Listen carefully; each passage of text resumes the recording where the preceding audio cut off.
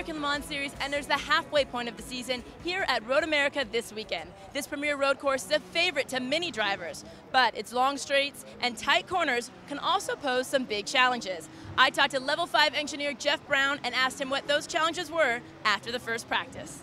All right, Jeff, the first practice is over. Talk about what it was like out there and what adjustments you'll make before the second. Well, it was hectic. We only have 2 hours of practice here because of the combined Grand Am ALMS weekend, so things have to happen fast. So we ran 3 drivers through one car, 2 through the other car, so that went good. Adjustments we'll make, actually we unloaded pretty good, so it's going to be very, very small adjustments. We're pretty happy with the cars. That's a testament to all the work that the drivers and the race engineers did the week before on the simulator and everything, so we hit the ground running pretty well. Obviously, the track is going to change so much from first practice to second, and even more so on race day.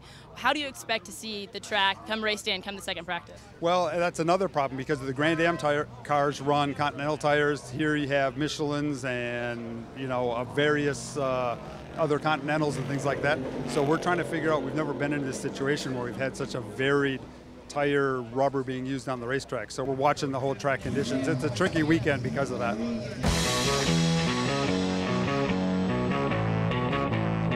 And the minor adjustments and changes that Jeff Brown and the Level 5 crew made seemed to make a difference. Scott Tucker told me he was satisfied with where the car was at. Second practice finished up. What's the track like? How was the car? Actually the track's pretty good. We've had a really good day. The weather's been great. We've made a couple switches. To having 2 cars is great. So we had ended up with a good setup on the 551 car. So I think we're going to come out this and we're going to build on that. So overall, we're good. Did you have to make any major adjustments? No, not really. I let Simon and Franchitti do most of that stuff, and Ricardo and I, we kind of did the initial laps and kind of gave them some feedback, and they went in and kind of detailed some stuff, and then the engineers went to work.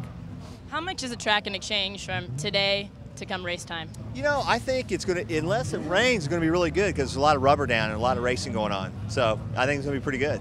How was the car for you? I was working with all tires. We are trying to figure out the mileage on how long the tires will go.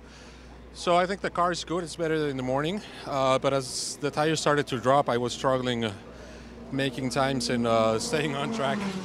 We still need to measure what the tire wear is and where we stand balance-wise between new tires and old tires. I think that's what we need to work, but I think the car is good. Yeah, we got a little bit of work to do still, but the Level 5 guys are well on top of it, and I'm sure when it gets to qualifying tomorrow morning, we'll cook the recipe of all the good stuff we found today and make it better. But yeah, I don't know if it's all the Grand Am Continental rubber, but it's just not a lot of grip out there for us. So it's a bit of a handful. But yeah, it's same for everyone, I think. So we're just going to keep working hard.